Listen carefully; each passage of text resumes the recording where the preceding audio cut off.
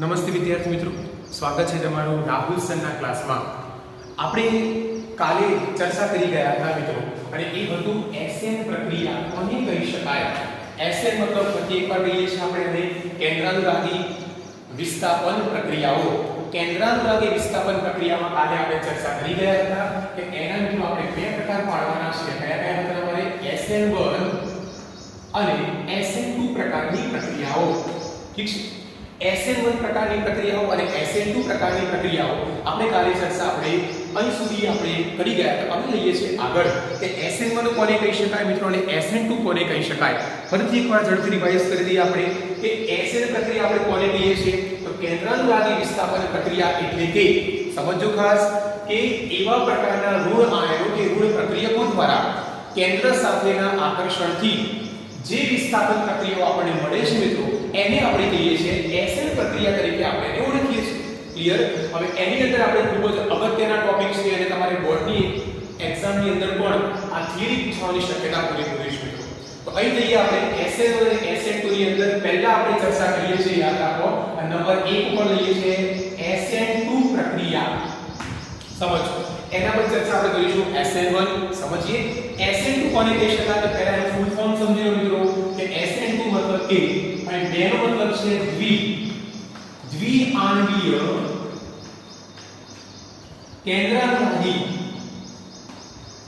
કેન્દ્રાનુરાગી વિસ્થાપન પ્રક્રિયા.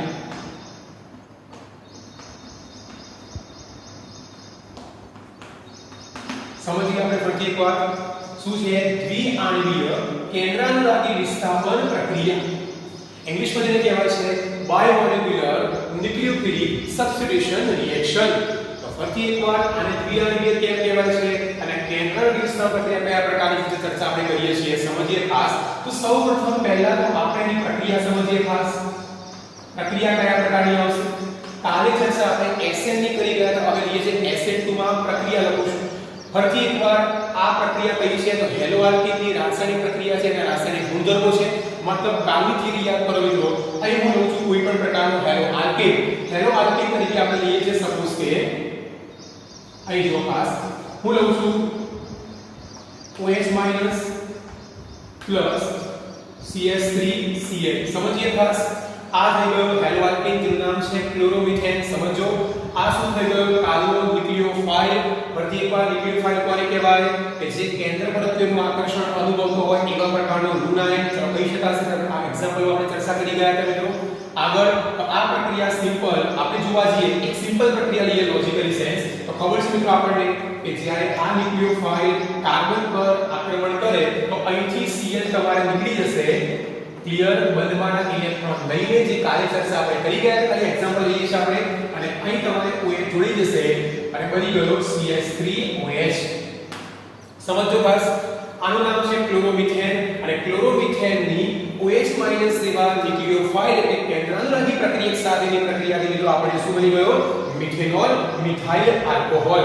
પણ આ પ્રક્રિયા જો મારી ક્રિયાવિધિ સહિત સમજવી હોય તો સમજો ખાસ ક્રિયાવિધિ મતલબ કે તબક્કાવાર પ્રક્રિયા. આ ખરેખર પ્રક્રિયા શરૂઆતમાં કયા પ્રકારે થતી હશે અને પછી કયા પ્રકારે થાય છે મિત્રો અને એવા પ્રકારની ચર્ચા કરીને શું કહીએ આપણે ક્રિયાવિધિ.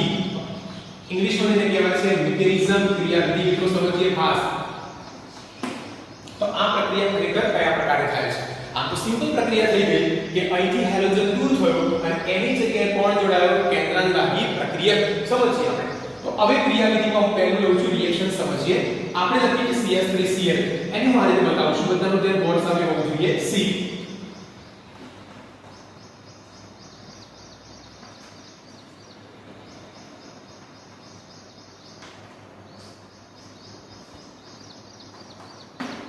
સમજીએ ફરી એકવાર આ થઈ ગયો CH3Cl.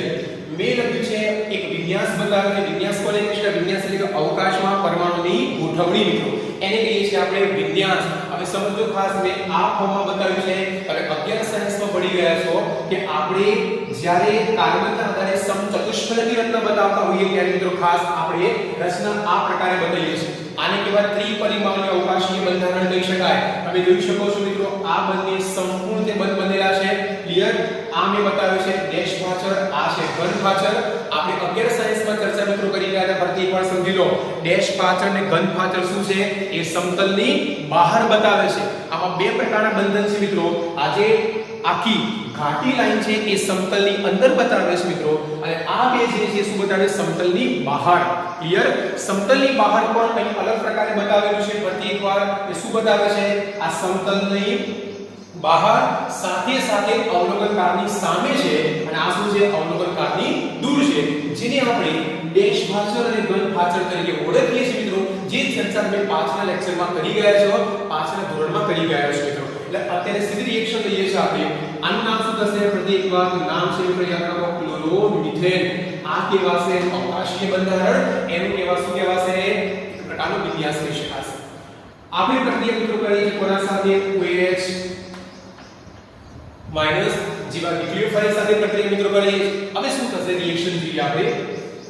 આજે પ્રથમ લઈએ છે આપણે, સમજો ખાસ. કોઈ લખું છું ધીમો તબક્કો, એકદમ ધીમી પ્રક્રિયા થશે.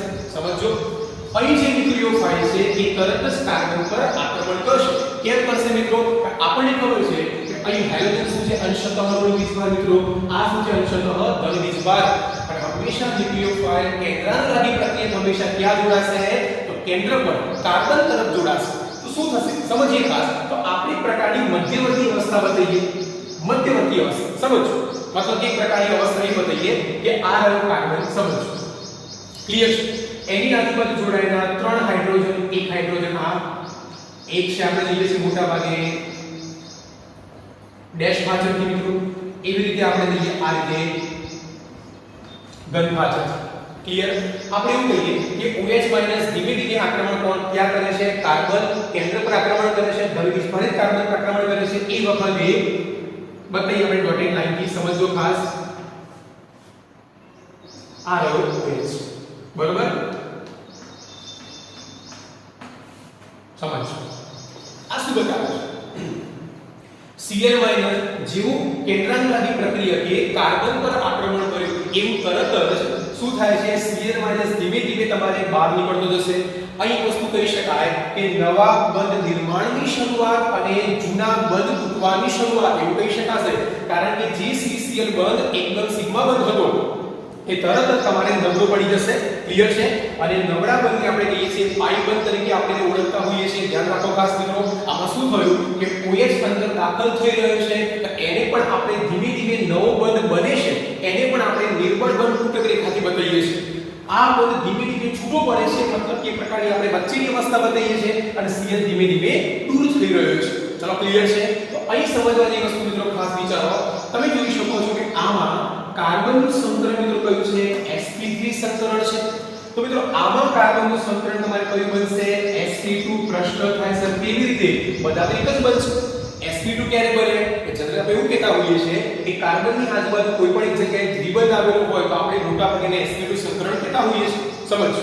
પણ આમાં શું થયું? આમાં સિગ્મા બંધ હતા, અને હંમેશા સિગ્મા બંધ કેવા હોય છે? પ્રબળ હોય છે.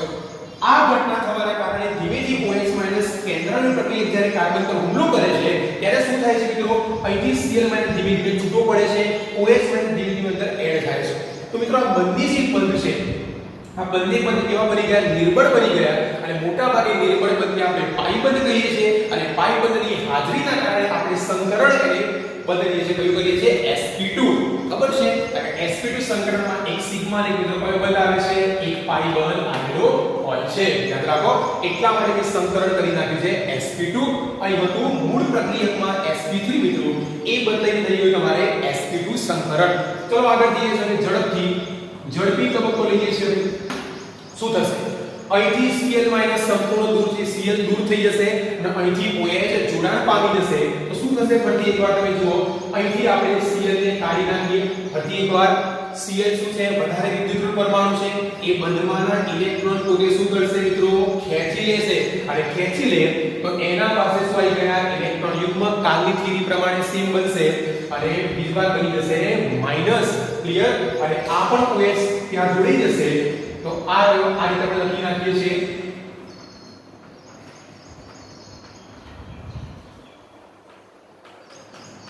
હાઇડ્રોજન અને તમે જોઈ શકો છો તો આ થઈ ગઈ આખા પ્રકારની પ્રક્રિયા તમારે અને SN2 પ્રક્રિયા કહી શકાશે. પ્રશ્ન મગજમાં ઘણા બધા ઉત્પન્ન થઈ ગયા સર SN2 કેમ? આ તો SN પ્રક્રિયા છે. બિલકુલ મિત્રો, પ્રક્રિયા SN જ કેન્દ્રાનુરાગી પ્રક્રિયા કે ધન વિસ્ફારિત કાર્બન કેન્દ્ર ઉપર હુમલો કર્યો, અહીંથી Cl ને મુક્ત કરી નાખેલો, પોતે જોડાઈ ગયો. અહીં કેટલીક વસ્તુ આપણે સમજવાની છે અને એ વસ્તુ ખાસ ધ્યાનમાં લેવાની છે. તમે સમજી લો ખાસ કે ધીમા તબક્કામાં ધીમે ધીમે OH માઇનસ અંદર જોડાય છે. એ વખતે Cl કમ્પ્લીટ દૂર થયો નથી. તમે જો મિત્રો આ કાર્બનની સંયોજકતા જોવા જાઓ તો 1 2 3 4 અને 5 સમજો ખાસ.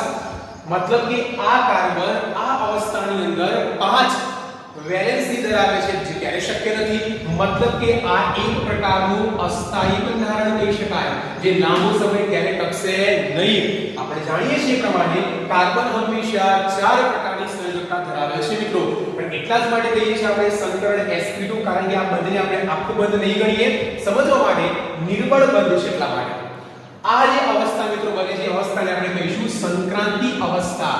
શું કહીશું આપણે? સંક્રાંતિ અવસ્થા. કેમ સંક્રાંતિ અવસ્થા? યાદ રાખો ખાસ, સંક્રાંતિ અવસ્થા એટલા માટે મિત્રો કારણ કે સંક્રમણ થઈ ગયું પ્રકારનું. sp3 માંથી sp2 સંકરણ એટલે કે સંક્રાંતિ થયું, સંક્રમણ થયું, તો લઈએ છીએ આપણે આને સંક્રાંતિ અવસ્થા. યાદ રાખો ખાસ, આને આપણે ટ્રાન્ઝિશન સ્ટેટ ઘણીવાર શોર્ટમાં TS તરીકે ઓળખીએ છીએ. ટ્રાન્ઝિશન સ્ટેટ ઇંગ્લિશ વર્ડ થઈ ગયો સંક્રાંતિ અવસ્થા. ચલો ક્લિયર છે મિત્રો? આ પ્રક્રિયા તમારે શું કહી શકાય? પ્રક્રિયાને કહીશું આપણે SN2 પ્રક્રિયા. હવે સમજીએ ખાસ પ્રક્રિયા SN તો ખબર પડી ગઈ, ન્યુક્લિયોફાઇલ જોડાયો અને દૂર કોણ થયો છે? Cl minus. પછી એકવાર જે સમૂહ દૂર થાય એટલે શું કહીએ છીએ? અવશિષ્ટ. શું કહીએ છીએ મિત્રો? આને આપણે અવશિષ્ટ સમૂહ, દૂર થતો સમૂહ. કાલે ચર્ચા આપણે કરી રહ્યા હતા. હવે આગળ જઈએ, સમજો ખાસ. અહીં વસ્તુ એ સમજવાની છે કે તમે પ્રક્રિયા જુઓ કેવો છે? ક્લોરોમિથેન. તમે જોઈ શકો છો એમાં જે દૂર થતો સમૂહ છે Cl માઈનસ, એક કેન્દ્રની કઈ બાજુ જોડાયો છે? તો ડાબી બાજુ જોડાયો છે, સોરી જમણી બાજુ જોડાયો છે. સમજ.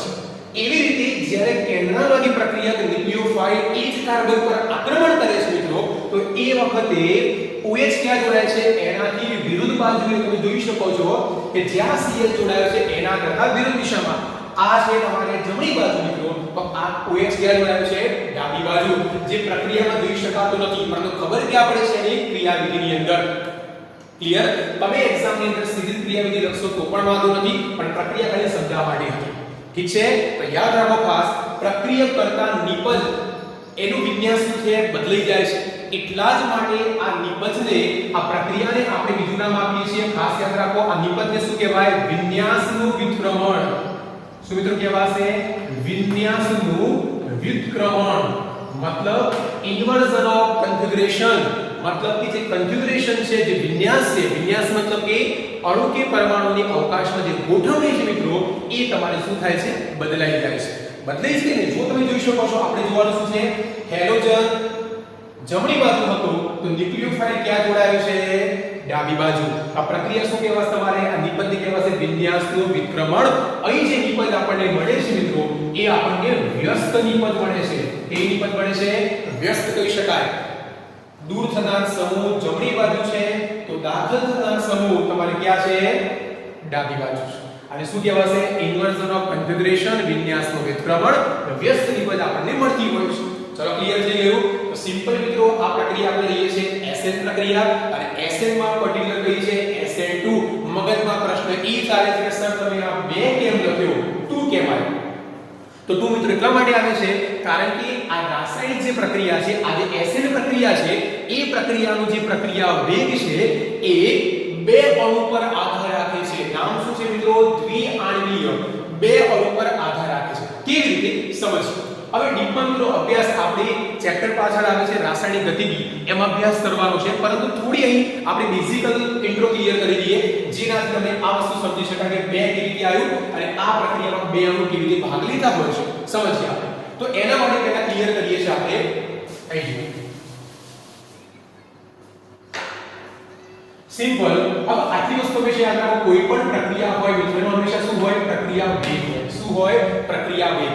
એ કોઈ પણ પ્રકારની પ્રક્રિયા કેટલા ઝડપથી ગતિ કરે છે, સમજો ખાસ. એનું માટે શું હોય? એનો વેગ હોય. ક્લિયર છે? હવે બીજી વસ્તુ યાદ રાખવાની છે, તમારે કોઈ પણ પ્રકારની પ્રક્રિયાનો વેગ નક્કી કરવો હોય મિત્રો તો આટલી વસ્તુ હંમેશા યાદ રાખો કે એ પ્રક્રિયામાં જે ધીમો તબક્કો હોય, ફરીથી એકવાર આ વસ્તુ સમજવાની છે અને ડીપમાં ચર્ચા કરીશું રાસાયણિક ગતિકીની અંદર ચેપ્ટરની અંદર. અત્યારે સમજી લો કે જે ધીમો તબક્કો હોય એ ધીમા તબક્કામાં જે પ્રક્રિયકો ભાગ લેતા હોય એ પ્રક્રિયકોની સાંદ્રતા શું બતાવશે મિત્રો? એનો પ્રક્રિયા વેગ બતાવશે. ફરીથી એકવાર પ્રક્રિયા બે પ્રકારની આપણે લઈએ આપણે ધીમા તબક્કામાં અને ઝડપી તબક્કામાં. તો તમારે લેવાનો કયો? ઝડપી ને કયો લેવાનો મિત્રો? ધીમો તબક્કો. અને ધીમા તબક્કામાં શું લેવાનું? ભાગ લેતા પ્રક્રિયકો. અને આપણને ખબર છે હંમેશા પ્રક્રિયકો ક્યાં લખાય? તો એરાની ડાબી બાજુ હંમેશા પ્રક્રિયકો લખાતા હોય છે અને જમણી બાજુ શું લખાશે? નિપજ લખાશે. તો તમે જોઈ શકો છો બે એરાની મારેલા છે. આમાં એ ઝડપી લખ્યો છે મિત્રોના પ્રાયોગિક મૂલ્ય હોય છે અને આ ધીમો છે. ક્લિયર? તો આપણે આને ધ્યાનમાં નથી લેવાનું. તમે જો આ પ્રક્રિયા લો તો એના માટે આ નિપજ કહેવાય, સમજો. અને આ મિત્રો શું કહેવાય? પ્રક્રિયક કહેવાશે. તમે આ એરો લો તો એના માટે આ પ્રક્રિયક બની જશે અને આ શું બનશે? નિપજ. આપણે કયો એરો લેવાનો છે મિત્રો? ધીમા તબક્કાનો એરો. કારણ કે પ્રક્રિયા ધીમા તબક્કામાં થતી હોય તો અને તો જ આપણે એવું કહી શકીએ છીએ કે એ પ્રક્રિયામાં ભાગ લેતા પ્રક્રિયક શું બતાવશે? એનો પ્રક્રિયા વેગ બતાવશે. તો પ્રક્રિયા વેગ આ પ્રક્રિયા માટે લખો શું લખી શકાય? પ્રક્રિયા વેગ ચલે છે આ પ્રક્રિયામાં ભાગ લેતા પ્રક્રિયકો. કયા કયા પ્રક્રિયકો છે તમે જોઈ શકો છો? CH3Cl. આપણે આ રીતે લખીએ. પ્રકારનો વિન્યાસ બતાવે છે. ખરેખર છે કોણ? CH3Cl. અને બીજો કોણ છે? OH- એમની વચ્ચેનો મિત્રો ગુણાકાર બતાવવાનો છે. આને શું કહેવાય છે? CH3Cl ની આને મિત્રો કહેવાય સાંદ્રતા. આને શું કહેવાય? OH- આયનની સાંદ્રતા. તમે જાણો છો આ કોણ છે? પ્રક્રિયક છે. આ કોણ છે? ન્યુક્લિયોફાઇલ છે. હવે અવકાશ રસાયણની અંદર હંમેશા આટલી વસ્તુ યાદ રાખો. અવકાશ રસાયણની અંદર પ્રક્રિયકને એક નામથી ઓળખાય છે. યાદ રાખો. એને કહેવાય સબસ્ટ્રેટ. આ ખાસ યાદ રાખો મિત્રો. શું કહેવાય? સબસ્ટ્રેટ. સબસ્ટ્રેટ નો મતલબ એવો થાય પ્રક્રિયક જ થશે. પરંતુ આ આખું જ આપણે કન્સેપ્ટ શેમાં લઈએ છીએ? અવકાશ રસાયણની અંદર લઈએ છીએ મિત્રો. તો એમાં યાદ રાખો ખાસ, એમાં શબ્દ કયો છે? સબસ્ટ્રેટ કહી શકાય. એટલા જ માટે આ પ્રક્રિયકની જગ્યાએ આપણે શું લઈએ છીએ? સબસ્ટ્રેટ લઈએ છીએ મિત્રો. અને આને શું કહેવાય? ન્યુક્લિયોફાઇલ કહી શકાય. એટલે આને આમ પણ લખી શકાય. લખવું હોય તો જો તો પ્રક્રિયા વેગ ચલે છે શું લખાશે? સબસ્ટ્રેટ. સબસ્ટ્રેટ મતલબ S. ક્લિયર છે? S ની સાંદ્રતા અને OH શું છે? ન્યુક્લિયોફાઇલ છે. ક્લિયર છે? અને આમ પણ લખી શકાય છે. ઠીક છે? તો આ તમારે થઈ ગયો પ્રક્રિયા વેગ. અહીંથી તમે ચલે છે કાઢો છો શું લખાશે? T લખાશે. અચળાંક લખાશે. શું લખાય? સબસ્ટ્રેટ ની સાંદ્રતા ન્યુક્લિયોફાઇલ ની સાંદ્રતા કહી શકાશે. ઉતરે મગજમાં? હવે બંનેમાંથી કોઈ પણ લખી શકો છો. આ પણ લખી શકાય મિત્રો અને આ પણ લખી શકાય. વસ્તુ એક જ છે. ખાલી બતાવ્યું છે કે આ કોણ છે? સબસ્ટ્રેટ છે. આ કોણ છે? ન્યુક્લિયોફાઇલ કેન્દ્રવાળી પ્રક્રિયક છે. ચલો ક્લિયર છે? તો આ તમારે શું થઈ ગયું? એનો પ્રક્રિયા વેગ. હવે સમજો આપણે શું કહીએ છીએ ફરી એકવાર કે આ જે એક્સેલ પ્રક્રિયા છે એનો પ્રક્રિયા વેગ તમે જોઈ શકો છો. એ પ્રક્રિયા વેગ બે પ્રકારના પ્રક્રિયકો પર એટલે બે પ્રકારના અણુ પર આધાર રાખે છે. કયા કયા અણુ? એક પોતે અણુ CH3Cl એટલે કે હેલો આલ્કેન અને બીજો અણુ તમારે કયો બનશે? OH- જેને આપણે કહીએ છીએ કેન્દ્રાનુરાગી પ્રક્રિયક. તમે જોઈ શકો છો એટલે એક આ અને એક બની ગયો આ. થઈ ગયા બે અણુ. એટલા જ માટે આ એસિડ પ્રક્રિયાનો પ્રક્રિયા વેગ મિત્રો કેટલો આવશે? 2 આવશે. ખરેખર અહીં 2 જે બતાવે છે પ્રક્રિયા ક્રમ બતાવે છે. શું બતાવે છે? પ્રક્રિયા ક્રમ. પ્રક્રિયા ક્રમ કોને કહી શકાય? તો પ્રક્રિયા વેગ જે છે એ પ્રક્રિયા વેગમાં ભાગ લેતા જે પ્રક્રિયકો છે એ પ્રક્રિયકોનો ઘાતાંકોનો સરવાળો તો એને કહેવાય પ્રક્રિયા ક્રમ કહી શકાય. સમજો ખાસ. અહીં આપણે 2 ના કેસમાં લઈએ છીએ 2 અણુ ભાગ લે છે. ધીમા તબક્કામાં કેટલા અણુ ભાગ લે છે? 2. જો તમારે પ્રક્રિયા ક્રમ સમજવો હોય તો પ્રતિ વાર જુઓ ખાસ કે પ્રક્રિયા વેગ કેવી રીતે સમજી શકાશે. આ હું ભૂસી નાખું છું અથવા તરીકે લખીશું મિત્રો એટલા માટે સમજો. પ્રક્રિયા વેગ કેવી રીતે લખી શકાય? સોરી, પ્રક્રિયા વેગ તો લખી નાખ્યો. પ્રક્રિયા ક્રમ કેવી રીતે લખી શકાય? અહીં જો ખાસ હવે પ્રક્રિયા ક્રમ તમારે નક્કી કરવો છે કે કયા ક્રમની પ્રક્રિયા છે. પ્રક્રિયા વેગ પરથી પ્રક્રિયા ક્રમ લખાય. ચિંતા ના કરો મિત્રો, આ બધું પ્રેક્ટિકલી હોય છે. આ ડીપમાં અભ્યાસ આપણે રાસાયણિક ગતિકીમાં કરવાના છે. અત્યારે ખાલી કન્સેપ્ટ ક્લિયર કરી દો. 2 કેવી રીતે આવે છે, 2 કેવી રીતે આવે છે સમજો. તો આ થઈ ગયો પ્રક્રિયા વેગ. તમે જોઈ શકો છો કે આ પ્રક્રિયા વેગનો ઘાતાંક વિચારો. ચલો ભાઈ આના પર કઈ નામ શું કહેવાય? એક ઘાતાંક કહેવાય. ક્લિયર છે? આ તો મિત્રો બીજભાર છે એનો આ ત્રણ શું કહેવાય ઘાતાંક આના પર પણ પરિણામ શું કહેવાય ઘાતાંક એનો કહેવાશે 1 કહેવાશે મતલબ આનો પ્રક્રિયા વેગ પ્રતિ એકવાર આનો એક ઘાતાંક અને આના એક ઘાતાંકના સમપ્રમાણમાં તમારે કરવાનું શું પ્રક્રિયા ક્રમ શોધવો હોય તો જે પ્રક્રિયામાં પ્રક્રિયા વેગમાં જે પ્રક્રિયકો હોય એના ઘાતાંકોનો સરવાળો કરો મિત્રો કેટલો બનશે 1 + 1 કેટલો બને 2 બનશે કેટલો બનશે 2 બને ચલો ક્લિયર છે તો આ તમારે પ્રક્રિયા કઈ થઈ ગઈ ફરીથી એકવાર દ્વિઆણ્વીય તો ફરીથી એકવાર કન્સેપ્ટ બે રીતે સમજી શકાય દ્વિઆણ્વીય કેવી રીતે કે ધીમા તબક્કામાં બે પ્રક્રિયકો ભાગ લે છે એટલા માટે વધુમાં આ પ્રક્રિયાનો જે પ્રક્રિયા વેગ છે એ બે પ્રકારના પ્રક્રિયકોની સાંદ્રતા પર આધાર રાખે છે આ જે બંને પ્રકારના પ્રક્રિયકો છે એની સાંદ્રતાનો જે ઘાતાંક હોય કઈના હોય તો આપણે એક કહીએ છીએ આ ઘાતાંકના જો સરવાળાને શું કહેવાય એનો પ્રક્રિયા ક્રમ કહી શકાય અને એ પ્રક્રિયા ક્રમ કેટલો આવે છે 2 આવે છે એટલા માટે આપણે લખીએ છીએ 2 આપણે બે કેસમાં ભણી ગયા બે અણુ પણ છે અને પ્રક્રિયા ક્રમ રીતે પણ કેટલો થાય છે 2 થાય છે મિત્રો એટલા માટે આ SN પ્રક્રિયાને આપણે SN2 પ્રક્રિયા તરીકે ઓળખવામાં આવે છે ચલો ક્લિયર છે સિમ્પલ તમારે અહીં શું થયું Cl જે જગ્યાએ જોડાયેલો હતો મિત્રો એના કરતા વ્યસ્ત દિશામાં કોણ જોડાયો છે OH જોડાયો છે નામ શું હતું આનું ક્લોરોમિથેન મિત્રો આનું તમારું નામ શું બનશે એનું ફરીથી એકવાર નામ શું બનશે મિથાઇલ આલ્કોહોલ અથવા તો શું કહી શકાય મિથેનોલ ક્લિયર આ આલ્કોહોલ જે અહીં હતું એ તમારે અહીં લખ્યું છે આપણે ક્રિયાવિધિ ક્લિયર જેમ આપણે એવું કહીએ કે અતિશય પવન આવતો હોય મિત્રો રાઈટ અને અતિશય પવન આવતો હોય તમે છત્રી લઈને નીકળો શું થાય છત્રી કાગડો બની જાય મતલબ કે એ આમ હોય તો ઉલટું થઈ જાય સેમ કન્ડિશન અહીં એવું બન્યું છે કે અહીં જે દિશામાં Cl જોડાયો એનાથી વિરુદ્ધ દિશામાં OH કેન્દ્રાનુરાગી પ્રક્રિયક જોડાયેલું છે આને કહીએ છીએ આપણે વિન્યાસનું વિતરણ ક્લિયર છે તો સિમ્પલ યાદ રાખો કે આ પ્રક્રિયા તમારે થઈ ગઈ આ થઈ ગઈ એની ક્રિયાવિધિ કઈ છે SN2 દ્વિઆણ્વીય કેન્દ્રાનુરાગી વિસ્થાપન પ્રક્રિયાઓ ઠીક છે હવે આગળ મિત્રો આપણે ચર્ચા કરીએ છીએ હમણાં ચર્ચા કરી ગયા આપણે SN2 પ્રક્રિયા અને પ્રક્રિયાની ક્રિયાવિધિ કઈ રીતે કરી શકાય વિન્યાસનું વિતરણ કયા પ્રકારે બનતું હોય છે ક્લિયર છે આ જે SN2 પ્રક્રિયા છે એ 1937 ની અંદર યાદ રાખો ખાસ બે વૈજ્ઞાનિક મિત્રો જેનું નામ છે એડવર્ડ ડેવિડ હ્યુઅર્સ શું નામ છે એડવર્ડ ડેવિડ હ્યુઅર્સ અને બીજું નામ છે સર ક્રિસ્ટોફર ઇનવોલ્ડ આ બંને વૈજ્ઞાનિક મિત્રોએ SN2 ક્રિયાવિધિ સમજાવી હતી કે વિન્યાસ વિતરણ કયા પ્રકારે થતું હોય છે ઠીક છે હવે ખાસ યાદ રાખો ઘણીવાર મલ્ટીપલ ચોઇસ ક્વેશ્ચન પ્રશ્ન પૂછાતો હોય છે રાઈટ તો અહીં જો ખાસ અને એ લઈએ છે આપણે કે SN2 પ્રક્રિયાની અંદર જે પણ CX એટલે કે આલ્કાઇલ હેલાઇડ મિત્રો વાપરવામાં આવ્યો હતો એનો પ્રતિક્રિયાત્મકતાનો ક્રમ યાદ રાખો ખાસ બીજી વસ્તુ તમે ચેક કરીએ છીએ આપણે કયા પ્રકારે અહીં જુઓ હું એક એક્ઝામ્પલ થી સમજાવું છું આપણે લખીએ છીએ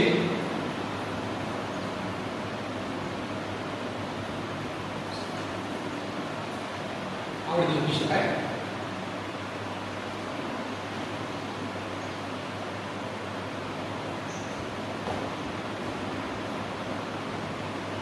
ઠીક છે આ શું થઈ ગયો CH3 ખાલી સમજીએ છીએ આપણે એના પર આક્રમણ કોણ કરવાનું છે ન્યુક્લિયોફાઇલ અહીં ન્યુક્લિયોફાઇલ સમજો અહીં બીજું એક્ઝામ્પલ આપણે કોઈ પણ પ્રકારનું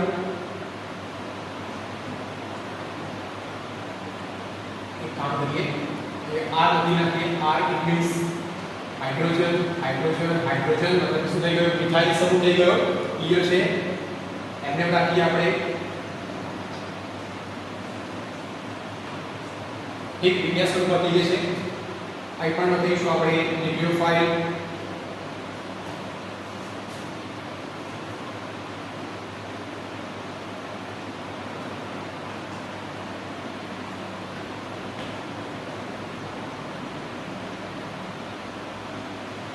બીજું આ લઈએ આપણે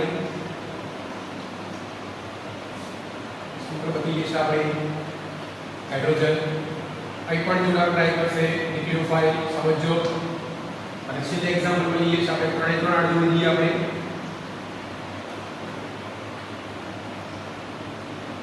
આમ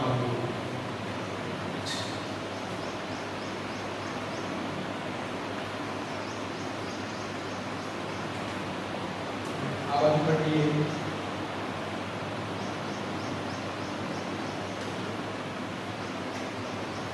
ક્લિયર કઈ પણ જોડા પ્રયત્ન કરશે 5 આ શું કર્યું છે આપણે જોઈએ આપણે પ્રતિક્રિયાત્મકતા શોધવા માટે પહેલા તો રિએક્ટિવિટી આ ચારે ચાર પ્રકારના સંયોજનોમાંથી આ 1 આ 2 આ 3 અને આ 4 સમજો ખાસ બધામાં વિન્યાસ રૂપમાં બતાવેલું છે ફરી એકવાર આ એક સિમ્પલ પ્રકારનું શું કહેવાય મિથાઇલ છે એના સાથે એની જોડાય છે ક્લિયર ફરી એકવાર આ શું બનશે ફરી એકવાર આપણે જો જોવા જઈએ છીએ ઝડપથી એકવાર યાદ રાખો કે આ શું કહેવાશે પ્રાથમિક કહેવાશે કેમ પ્રાથમિક કહેવાશે કે કોઈ પણ ક્રિયાશીલ સમૂહ જોડાયેલો હોય એના ધરાવતો કાર્બન બીજા એક કાર્બન સાથે સીધો શું કહેવાય પ્રાથમિક ક્લિયર મેં હેલોજન બતાવતો નથી પણ સમગ્ર હેલોજન જોડાયેલો છે એટલે હેલોજન ની દૂર કરવાનું છે આપણે પ્રક્રિયાની અંદર ક્લિયર આ શું બનશે મિત્રો દ્વિતીયક કહી શકાય કેમ દ્વિતીયક કારણ કે કોઈ પણ ક્રિયાશીલ સમૂહ ધરાવતો કાર્બન બીજા બે કાર્બન સાથે સીધો જોડાયેલો છે તમે જોઈ શકો છો વિકાસ આમાં કયા બે કાર્બન છે આ રહ્યો તમારે આખું અણુ બીજો એક કયો બને છે આ રહ્યો ક્લિયર છે સમજો ખાસ આ શું બનશે મિત્રો તૃતીય કહી શકાય ક્લિયર છે તૃતીય કેમ ફરી એકવાર કોઈ પણ પ્રકારનો ક્રિયાશીલ સમૂહ હેલાઇડ હોય તો હેલાઇડ અને ન્યુક્લિયોફાઇલ જોડવાની વાત કરતા ન્યુક્લિયોફાઇલ ની વાત કરીએ સમજો ખાસ આપણે એક્ઝામ્પલ થી સમજીએ છીએ ફરી એકવાર કેટલા કાર્બન જોડાયા છે કેટલા R જોડાયા છે તમે જોઈ શકો મિથાઇલ R એક R બીજો R અને આ ત્રીજો R ઠીક છે સમજો ખાસ આ પાછળની બાજુ અને આ બાજુ અફેક્ટ કરશે સમજો હવે તમે જોઈ શકો છો કે આમાં કેટલા હાઇડ્રોજન છે એક પણ R આવેલો નથી સમજો આમાં એક R આવેલો છે આમાં બે R આવેલા છે આમાં ત્રણ R આવેલા છે આનો મતલબ શું થાય સમજો ખાસ તમે કે આ ન્યુક્લિયોફાઇલે કાર્બન આ ધન વિસ્માનિત કાર્બન પર કેન્દ્ર પર આક્રમણ કરવો હોય હુમલો કરવો હોય તમે જોઈ શકો છો અહીં ઈઝીલી આક્રમણ કરી શકશે કેમ અહીં કોઈ પણ પ્રકારનો અવરોધ નડતો નથી જેમ જેમ R એટલે કે મિથાઇલ સમૂહ કે ઇથાઇલ કોઈ પણ પ્રકારનો R વધતો જશે મોટો થતો જશે એમ ન્યુક્લિયોફાઇલે અહીં અવકાશીય અવરોધ નડશે શું નડશે અવકાશીય અવરોધ અને જેટલો અવકાશીય અવરોધ વધારે હશે કે જેટલી ગીચતા વધારે છે એટલો સરળતાથી ન્યુક્લિયોફાઇલ કાર્બન પર જોડાઈ શકતો નથી કેમ અહીં એને અવરોધ વધારે નડ્યો ક્લિયર છે અહીં પણ એને અવરોધ હજી પણ વધારે નડશે બીકોઝ આ પાછળની બાજુ જોઈએ આપણે તો એ અહીં અવરોધ નડશે ક્લિયર છે સમજાવવા માટે મેં આ બાજુ લખ્યું છે ક્લિયર થાય છે કે જેમ જેમ અવકાશીય અવરોધ વધતું જશે એમ એમ કેન્દ્રાનુગામી પ્રક્રિયકને કેન્દ્ર ઉપર આક્રમણ કરવા માટે હુમલો કરવા માટે સરળતા રહેશે નહીં તો યાદ રાખો ખાસ કે SN2 પ્રક્રિયા માટે આપણે પ્રતિક્રિયાત્મકતાનો ક્રમ લેવા જઈએ તો ક્રમ તમારે કયો લેવાશે સૌથી ઝડપી પ્રક્રિયા આના સાથે કરશે જેટલો અવકાશીય અવરોધ ઓછો જેટલી ગીચતા ઓછી એટલો સરળતાથી ન્યુક્લિયોફાઇલ એ કેન્દ્ર પર આક્રમણ કરી શકશે ચલો ક્લિયર છે તો આપણે શું લખી શકીએ આપણે પ્રતિક્રિયાત્મકતાનો ક્રમ પૂછાય છે યાદ રાખો ખાસ તો પ્રતિક્રિયાત્મક એ બનશે પ્રાથમિક હેલાઇડ દ્વિતીયક હેલાઇડ અને તૃતીયક હેલાઇડ પ્રાથમિકમાં સૌથી વધારે હજી પણ કેવું હોય તો CX માં N થી પણ વધારે ક્લિયર બીકોઝ આમાં એક પણ R ના હોય આમાં હેલોજન ધરાવતો કાર્બન એક R સાથે જોડાયેલો હોય આપણે હેલોજન નથી લખ્યા પણ હેલોજન તમે પકડીને ચાલજો હેલોજનની વાત ચાલે તો ન્યુક્લિયોફાઇલ કોઈ એટેક થશે અને કાર્બન પર હુમલો કરશે CH દૂર કરશે ફરી એકવાર અહીં પણ હેલોજન વિચારી પકડીને ચાલો ખાલી સમજવા માટે આ પણ રહ્યો હેલોજન ઠીક છે તો હેલોજન લખશો તો આને આપણે આ બધું બતાવી શકીએ વિસ્તા એકદમ વધારે બતાવી શકીએ છીએ ક્લિયર આ ક્રમ યાદ રાખો ખાસ કે જેટલું તમારે R વધુ સંખ્યામાં જોડાતા હશે મતલબ કે પ્રાથમિક દ્વિતીયક અને તૃતીયક જશે એમ એની પ્રતિક્રિયાત્મકતા રિએક્ટિવિટી પ્રક્રિયા થવાની સરળતામાં ઘટાડો થશે ક્લિયર છે યાદ રાખો આ ક્રમ ખાસ યાદ રાખજો મિત્રો આ કોનો ક્રમ છે SN2 પ્રક્રિયાનો ક્રમ કહી શકાય ઠીક છે આ ચર્ચા આપણે કરી ગયા SN2 પ્રક્રિયા દ્વિઆણ્વીય કેન્દ્રાનુગામી વિસ્થાપન પ્રક્રિયાઓ ક્લિયર છે આગળ આપણે ચર્ચા કરીશું હવે SN પ્રક્રિયા કયા પ્રકારે બનશે ખાસ મિત્રો યાદ રાખજો કે પ્રક્રિયા વેગ હંમેશા SN2 પ્રક્રિયામાં પ્રક્રિયા વેગ શું હોય છે તો પ્રક્રિયા વેગ એ ધીમા તબક્કામાં ભાગ લેતા પ્રક્રિયકોની સાંદ્રતા પર આધાર રાખે છે અને સાંદ્રતામાં બે પ્રકારના પ્રક્રિયકો હતા જેના આધારે બે પ્રક્રિયા ક્રમ પણ બની ગયો એટલા માટે મિત્રો આ પ્રક્રિયાને આપણે કહીએ હતી SN2 પ્રક્રિયા એમસીક્યુ માટે ખાસ યાદ રાખો. આપણે ખાલી એક્ઝામ્પલ તરીકે સમજ્યા છીએ. યાદ રાખો, હેલોજન ધરાવતો કાર્બન એક R સાથે સીધો, હેલોજન ધરાવતો કાર્બન 2R સાથે સીધો અને હેલોજન ધરાવતો કાર્બન 3R સાથે સીધો જોડાયેલો હોય તો જેમ જેમ અવકાશીય અવરોધ વધતો જશે મિત્રો, એમ એમ એની ઘિસતા વધશે અને ઘિસતા વધવાના કારણે સરળતાથી ન્યુક્લિયોફાઇલ આક્રમણ કરી શકતો નથી કેન્દ્ર ઉપર. ચલો ક્લિયર છે? તો આ ચર્ચા આપણે કરી ગયા SN2 પ્રક્રિયા.